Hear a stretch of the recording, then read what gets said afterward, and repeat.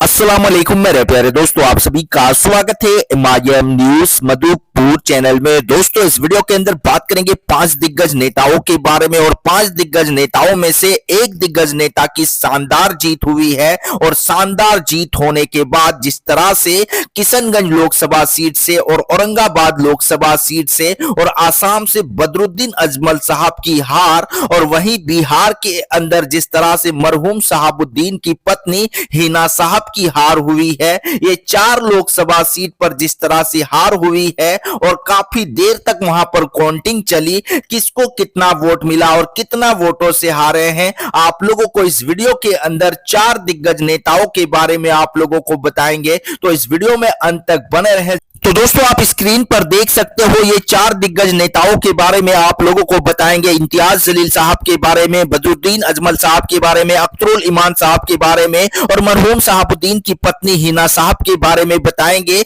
एक शख्स ने लिखा है कि जब मुसलमान ही चाहते हैं कि उनका नेता हिंदुत्व नेतृत्व वाले दलों का गुलाम हो तो कोई क्या कर सकता है, इस तरह से पोस्ट कर रहे हैं। और असदुद्दीन ओवैसी के जो सांसद रहते थे औरंगाबाद से, इम्तियाज जलील साहब को हराया है तो कोई मुसलमान ही हराया है। और इस तरह से लोग बता रहे हैं कि मुसलमानों ने इम्तियाज जलील साहब के साथ गद्दारी की है औरंगाबाद लोकसभा सीट के अंदर। तो वहीं पर देखा जाए तो आसाम के अंदर भी बदरुद्दीन अजमल साहब के साथ मुसलमानों ने गद्दारी की है। तो वहीं पर जिस तरह से बिहार के किशनगंज के अंदर अख्तरुल ईमान के साथ वहां के मुसलमानों ही ने गद्दारी कर दी है अख्तरुल ईमान के साथ। और सीवान से मरहूम शहाबुद्दीन की पत्नी हिना साहब के साथ कुछ ऐसा ही हुआ और ये चारों दिग्गज नेता चुनाव हार गए। और चारों के हारने के बाद सोशल मीडिया पर लोग आवाज उठा रहे हैं कि जब हिंदुत्व नेतृत्व वाले दलों का ही गुलाम बनना है तो सही से बन जाओ,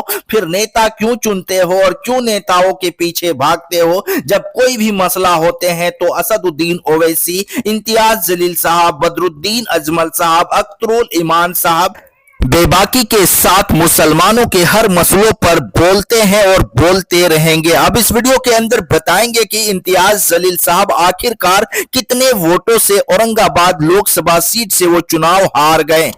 तो दोस्तों, आप स्क्रीन पर देख सकते हो, औरंगाबाद लोकसभा सीट से भुमरे संदीप राव शिवसेना से थे, उनको जो वोट मिला है 4,76,130 वोट मिले। और यहां पर 1,34,650 वोटों से शिवसेना की जीत हुई है औरंगाबाद लोकसभा सीट से। और इम्तियाज जलील साहब को जो वोट मिला है 3,41,480 वोट मिले और 1,34,650 वोटों से इम्तियाज जलील साहब चुनाव हार गए औरंगाबाद लोकसभा सीट से। और यहां पर चंद्रकांत खेरे शिवसेना उद्धव ठाकरे का जो पार्टी है, उनको जो वोट मिला है 2,93,450 वोट और चंद्रकांत खेरे 1,82,680 वोटों से चुनाव हार गए। तो वहीं पर अफसर खान 69,666 वोट लाए और यहां से वो भी चुनाव हार गए। और इम्तियाज जलील साहब का जो मुस्लिम वोट थे उन्होंने काट लिया।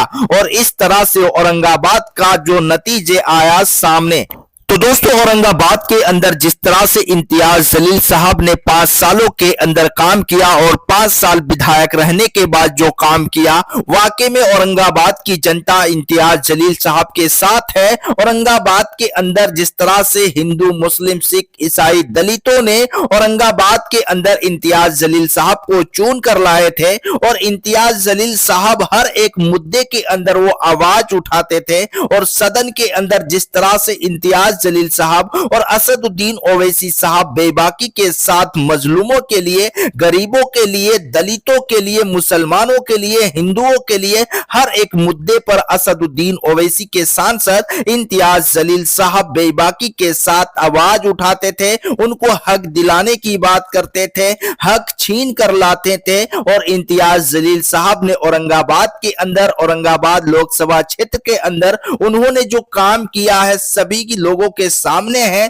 पर इम्तियाज जलील साहब के साथ जिस तरह से मुसलमानों ने वहां पर गद्दारी किया और मुसलमानों ने जिस तरह से उनको हराने का काम किया, लोग ये सोशल मीडिया पर आवाज उठा रहे हैं कि इम्तियाज जलील साहब आज चुनाव हारे हैं, सिर्फ मुसलमानों की वजह से हारे हैं, क्योंकि इम्तियाज जलील साहब को इतना आसानी से वहां पर कोई हरा नहीं सकता है, क्योंकि हिंदू मुस्लिम सिख ईसाई जिस तरह से उनके साथ देखने को मिला और वहां पर इम्तियाज जलील साहब को जिस तरह से लोग पसंद करते हैं, इम्तियाज जलील साहब जिस तरह से बेबाकी के साथ लोगों के हर मसले के अंदर वो बोलते हैं, तो इम्तियाज जलील साहब आखिरकार चुनाव कैसे हार जाएंगे लोकसभा सीट, वो भी औरंगाबाद लोकसभा सीट से। असदुद्दीन ओवैसी के इम्तियाज जलील साहब के समर्थन में लोग सोशल मीडिया पर इस तरह से पोस्ट कर रहे हैं इम्तियाज जलील के समर्थन में।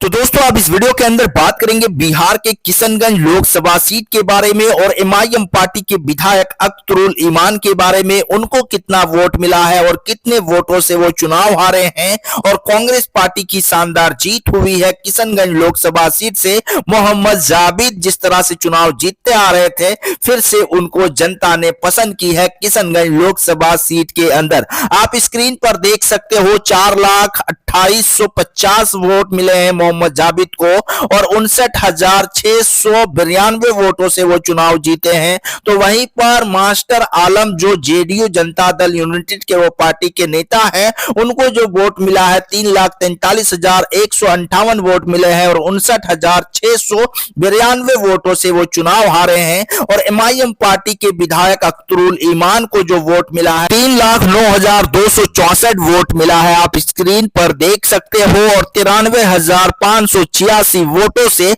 अख्तरुल ईमान किशनगंज लोकसभा सीट से चुनाव हार गए। और यहां पर भी जिस तरह से मुसलमानों का वोटों का बंटवारा हुआ और मोहम्मद जाबिद को लेकर लोगों के मन में आक्रोश था, वहां पर जनता बदलना चाहते थे, पर ऐसा नहीं हुआ। और अख्तरुल ईमान जिस तरह से 2019 के अंदर चुनाव हारे, तो फिर उसी तरह से अख्तरुल ईमान तीसरे नंबर पर रहे और 2024 के अंदर भी अख्तरुल ईमान चुनाव हार गए किशनगंज लोकसभा सीट से। इस वीडियो के अंदर बात कर लेते हैं बिहार के सीवान लोकसभा सीट से मरहूम शहाबुद्दीन की पत्नी को कितना वोट मिला है और कितने वोटों से वो चुनाव हार गए, आप लोगों को हम बताते हैं। आप स्क्रीन पर देख सकते हो विजय लक्ष्मी देवी जो जनता दल यूनाइटेड के प्रत्याशी थी, महिला प्रत्याशी थी, उनको जो वोट मिला है 3,86,508 वोट मिले हैं और 92,857 वोटों से वो चुनाव जीत गए। और हिना साहब को जो वोट मिला है 2,93,651 वोट मिले हैं और 92,857 वोटों से वो चुनाव हार गए सीवान लोकसभा सीट से।